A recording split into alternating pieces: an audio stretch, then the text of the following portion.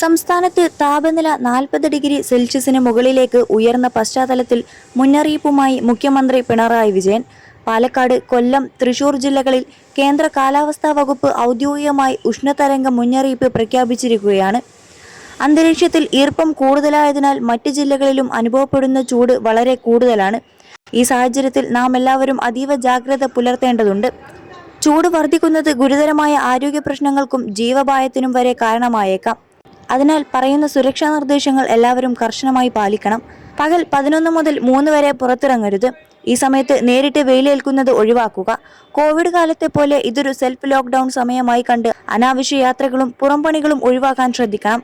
വീടിനകത്തും തൊഴിലിടങ്ങളിലും നല്ല വായു സഞ്ചാരം ഉറപ്പാക്കണം. വെള്ളവും ഭക്ഷണവും ദാഹമില്ലെങ്കിലും ധാരാളം ശുദ്ധജലം കുടിക്കുക. നിർജ്ജലീകരണം ഉണ്ടാക്കുന്ന പാനീയങ്ങൾ ഒഴിവാക്കണം.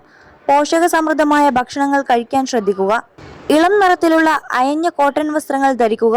പുറത്തിറങ്ങുമ്പോൾ കുട, പാദരക്ഷകൾ, സൺഗ്ലാസ് എന്നിവ നിർബന്ധമായും ഉപയോഗിക്കുക. പ്രത്യേക ശ്രദ്ധ വേണ്ടവർ: പ്രായമായവർ, കുട്ടികൾ, ഗർഭിണികൾ, മുലയൂട്ടുന്ന അമ്മമാർ, ഹൃദയരോഗം, പ്രമേഹം, ക്യാൻസർ, ചർമ്മരോഗങ്ങൾ തുടങ്ങിയ ആരോഗ്യ പ്രശ്നങ്ങളുള്ളവരും ആൽബനിസം ബാധിച്ചവരും ഈ സമയങ്ങളിൽ പുറത്തിറങ്ങുന്നത് പൂർണ്ണമായും ഒഴിവാക്കുക.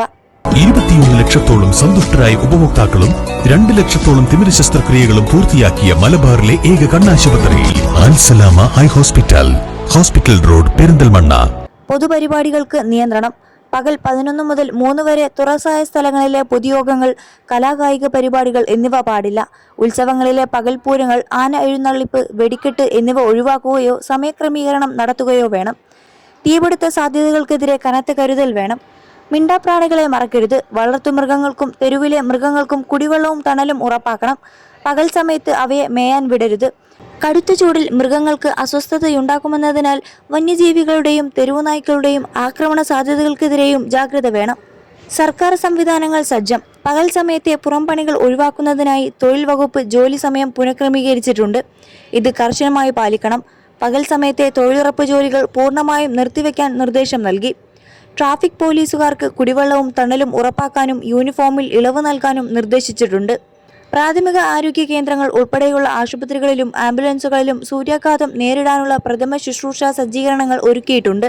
തണ്ണീർ പന്തലുകൾ ഒരുക്കാം. യാത്രക്കാർക്കും പൊതുജനങ്ങൾക്കുമായി കുടിവെള്ളവും തണലും ഒരുക്കാൻ തദ്ദേശ സ്ഥാപനങ്ങൾ, കുടുംബശ്രീ, സന്നദ്ധ സംഘടനകൾ, വ്യാപാരികൾ എന്നിവർ മുന്നോട്ട് വരണം. ക്ഷീണമോ സൂര്യാഘാതത്തിന്റെ ലക്ഷണങ്ങളോ തോന്നിയാൽ ഉടൻ തന്നെ വൈദ്യസഹായം തേടണം.